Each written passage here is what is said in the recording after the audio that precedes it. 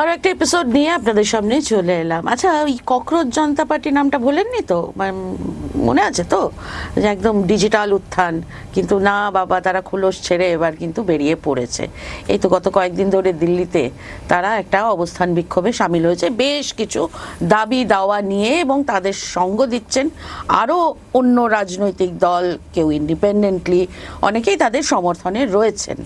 তো এই বিষয়টা নিয়ে আমরা একটুখানি যদি আলোচনা করি, আমাদের সঙ্গে অর্ক ভাদুরী রয়েছেন, আমাদের নিউজ এডিটর। অর্ক, আমরা এর আগে তো কথা বলেছিলাম এই ককরোচ জনতা পার্টি নিয়ে, তো তখন আমাদের মধ্যে এরকম একটা আলোচনার মধ্যে একটা সংশয় ছিল যে এটা শুধুই কি ওই ডিজিটাল বিপ্লবের আবদ্ধ থাকবে, নাকি এর একটা কোনো বহিরূপ আমরা দেখতে পাবো, তারা মাঠে নেমে তারা আসবে কিনা, মাঠে নেমে তারা যদি লড়াই করতে আসে তাহলে তার সম্ভাবনা কতটা, এসব নিয়ে তোমার আর আমার আলোচনা হয়েছিল। তো এই যে গত কয়েকদিনে আমরা যেটা দেখতে পাচ্ছি, এটা এখন তোমার কি মনে হচ্ছে? গত কয়েকদিন ধরে ককরোচ জনতা পার্টি যেটা করার চেষ্টা করছে সেটা হচ্ছে যে মোবাইলের পর্দা বা ল্যাপটপের পর্দা থেকে বাস্তবের মাটিতে নেমে আসা, এবং এই নেমে আসাটা যে ভীষণ ফুল বিছিয়ে রাখা পথে হচ্ছে এরকমটা নয়। যে অভিজিৎ দীপকে বলে যে ছেলেটি ফাউন্ডার, তাকে একটা জনসভা চলাকালীন দুজন ব্যক্তি উঠে তাকে রীতিমতো শারীরিকভাবে হেনস্থা করে, মারধর করে, এবং তারপরেও কিন্তু আমরা দেখলাম যে ভারতের বিভিন্ন শহরে ককরোচ জনতা পার্টি তারা সভা করলো, এবং সেই প্রত্যেকটা সভায় কিন্তু বেশ ভালো সংখ্যক লোকজন হচ্ছে। এবং এই যে লোকজন জমায়েত হচ্ছেন, এরা কিন্তু বিভিন্ন রাজনৈতিক বিশ্বাসের মানুষ, কোনো রাজনীতি করেন না এই ধরনের মানুষ। এবং খুব ইন্টারেস্টিংলি ককরোচ জনতা পার্টি একটাই প্রধান দাবিকে সামনে রেখেছে, সেটা হচ্ছে ধর্মেন্দ্র প্রধান তার পদত্যাগ। অর্থাৎ শিক্ষামন্ত্রীর বিরুদ্ধেই কিন্তু তারা তাদের যাবতীয় যে তীর এখনো পর্যন্ত, সেইটা তার অভিমুখ হচ্ছে শিক্ষামন্ত্রীর দিক। তার কারণটা হচ্ছে যে যেহেতু আমরা জানি যে নিটের পেপার লিক হয়েছে, কয়েকজন পরীক্ষার্থী প্রাণ হারিয়েছেন, এবং গোটা ভারতবর্ষ জুড়ে আনএমপ্লয়মেন্ট একটা মারাত্মক চেহারা নিয়েছে, এবং সবচাইতে যেটা বড় কথা যে যুব সমাজের মধ্যে যে একটা প্রবল রাগ রয়েছে, এই সবগুলোকে কিন্তু যদি এক জায়গায় আনা হয় তাহলে আমরা কিন্তু একটা ওল্ড স্কুল বামপন্থী স্লোগানের কাছেই ফিরে যাব, যে শিক্ষা শেষে চাকরি চাই, সব হাতে কাজ চাই, শিক্ষা শেষে চাকরি চাই। চাকরি নেই, সেই কারণেই এত অসন্তোষ। এবং এই জন্যে ধর্মেন্দ্র প্রধানের পদত্যাগের দাবিতে গত বেশ কয়েকদিন ধরে ভারতের বিভিন্ন প্রান্তে তারা সভা করলো, এবং সভা করবার পর তারা দিল্লিতে অবস্থান বিক্ষোভ করছে। এবং এটা খুব ইন্টারেস্টিং যে মেইন স্ট্রিম মিডিয়া, ভারতবর্ষের যে কর্পোরেট মিডিয়া, সেই কর্পোরেট মিডিয়া কিন্তু এই অবস্থান কর্মসূচি যতখানি প্রচার দেওয়ার কথা ততখানি প্রচার দিচ্ছে না। মনে রাখতে হবে জেনজি মুভমেন্ট, সেটা কিন্তু এই সময় গোটা বিশ্বের রাজনীতিতেই একটা খুব গুরুত্বপূর্ণ বিষয়, তাই না? আমাদের ভীষণ সিগনিফিকেন্ট। এবং বিগত শতাব্দীর যে আন্দোলনের ধরন, সেখান থেকে বেরিয়ে এসে জেনজি মুভমেন্ট, এবং ককরোচ জনতা পার্টির হচ্ছে ভারতবর্ষের প্রথম জেনজি মুভমেন্ট। জেনজি বলতে যা বোঝায় সেই রকম মুভমেন্ট। যদিও আমি ব্যক্তিগতভাবে মনে করি যে নয়ডার যে তরুণ শ্রমিকরা আন্দোলন করলেন তারাও জেনজি, কিন্তু মিডিয়া যাদেরকে জেনজি বলে চিহ্নিত করে তাদের আন্দোলন কিন্তু প্রথম বড়সড় আন্দোলন ভারতের বুকে ককরোচ জনতা পার্টি। কাজে খুব স্বাভাবিক বুদ্ধিতে বলে যে এই আন্দোলনটার কিন্তু একটা ব্যাপক প্রচার পাওয়ার কথা ছিল, যেমনটা আমরা কিন্তু আন্না হাজারের আন্দোলনের সময় দেখেছিলাম। মানে একদম লাইভ কাভারেজ চলছে, বিভিন্ন অ্যাঙ্গেল থেকে ড্রোন ইত্যাদি ইত্যাদি নানা রকম ভাবে। তখন আমি নিজেই মেইনস্ট্রিম মিডিয়ায় ছিলাম। রাইট রাইট রাইট, পরিষ্কার মনে আছে। তুমি মেইনস্ট্রিম মিডিয়ায় ছিলে, আমি তখন সাংবাদিকতায় ছিলাম না, এবং আমার খুব ফেভারিট একজন উপস্থাপিকা ছিলে তুমি।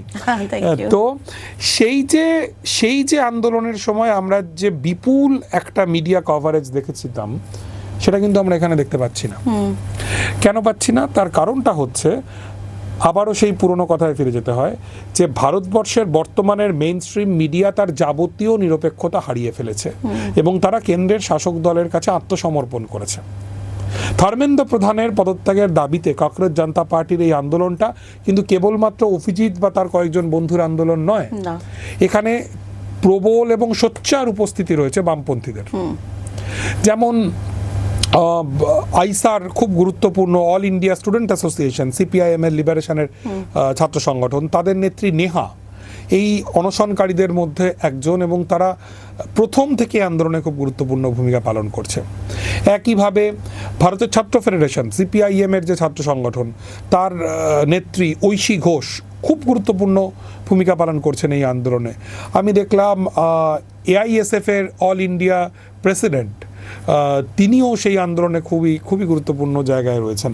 কাজে এই যে নানান রকম বামপন্থী শক্তি, সোনাম ওয়াংচুক আসছেন, ভীষণ গুরুত্বপূর্ণ চরিত্র সোনাম ওয়াংচুক। কারণ আমরা জানি যে সোনাম ওয়াংচুকের আন্দোলন গোটা উত্তর ভারতকে আলোড়িত করেছিল, এবং ভারতের দক্ষিণ এবং পূর্ব ভারতেও তার কিন্তু আঁচ এসে পড়েছিল। তিনি এসে ওই ককরোচ জনতা পার্টির আন্দোলনের মঞ্চে তারা বসছেন। এবং যেটা খুব ইন্টারেস্টিং, এই যে নেহা যখন পার্টিসিপেট করছেন, বা এসএফআই এআইএসএফ এর কেউ পার্টিসিপেট করছেন, বা এআইডিএসও বা পিএসইউ এর কেউ পার্টিসিপেট করছেন, তিনি কিন্তু তার সংগঠনের ব্যাচ পরে বসছেন। কাজে এই আন্দোলনটা কিন্তু অনেকটা ইনক্লুসিভ আন্দোলন। মানে এই আন্দোলনটা আদতেই এরকম কোনো আন্দোলন নয় যেই আন্দোলনটাকে অরাজনৈতিকভাবে চিহ্নিত করা যাবে। এটা ভীষণ ইনক্লুসিভ একটা রাজনৈতিক আন্দোলন, এবং এই আন্দোলনটা প্রমাণ করছে, যদিও এটাও সত্যি, একই সঙ্গে এটা বলা দরকার যে সোশ্যাল মিডিয়ায়, ইনস্টায় যেরকম মানে লক্ষ লক্ষ ফলোয়ার, আন্দোলনের মাঠে কিন্তু সেই সংখ্যায় জমায়েত নেই। জমায়েত কখনো কমছে, কখনো বাড়ছে, আবার খুব কমে যাচ্ছে, অল্প কয়েকজন মিলে রাত্রিরে শুয়ে রয়েছেন, আবার সকালে কিছু মানুষ আসছেন, এইরকমভাবে কিন্তু আন্দোলনটা এগোচ্ছে। এবং আরেকটা জিনিস হচ্ছে, মোদী সরকার কি ভয় পাচ্ছে আরশোলাদের? আমরা আগে বলেছিলাম যে অবশ্যই ভয় পাচ্ছে, না হলে তাদের সোশ্যাল মিডিয়া অ্যাকাউন্টকে বন্ধ করে দেওয়ার জন্য এত তৎপরতা কেন? এখানে কি দেখছি? এখানে দেখছি তাদের জল বন্ধ করে দেওয়া হচ্ছে, তাদের ইলেকট্রিসিটি বন্ধ করে দেওয়া হচ্ছে, তাদের টয়লেটের পরিষেবা বন্ধ করে দেওয়া হচ্ছে। মানে যে করে হোক এই আন্দোলনকে তারা তুলতে চাইছে। এবং আরেকটা ইন্টারেস্টিং বিষয় হচ্ছে, এখনও বোধহয় নরেন্দ্র মোদী সরকারের স্মৃতিতে দুটো আন্দোলনের ক্ষত তীব্র। গত আমাদের এই যে 12 বছরে দুটো বড় আন্দোলন, একটা হচ্ছে কৃষক আন্দোলন, দিল্লির কৃষক আন্দোলন, অসামান্য আন্দোলন ছিল। আরেকটা যে আন্দোলনটা ততটা হতে পারলো না, কোভিড এসে গেল বলে, এনআরসি বিরোধী আন্দোলন, শাহিনবাগের আন্দোলন, সেটা দাদিরা নেতৃত্ব দিয়েছিলেন। আর আজকে এত বছর পর আবার নতুন করে একটা আন্দোলনের সম্ভাবনা তৈরি হচ্ছে, যেটা কিন্তু একদম তরুণ প্রজন্মের আন্দোলন। আচ্ছা, একটা শেষ প্রশ্ন তোমাকে করি, যে আমরা এরকম ধরনের বহু সম্ভাবনাময় আন্দোলন বা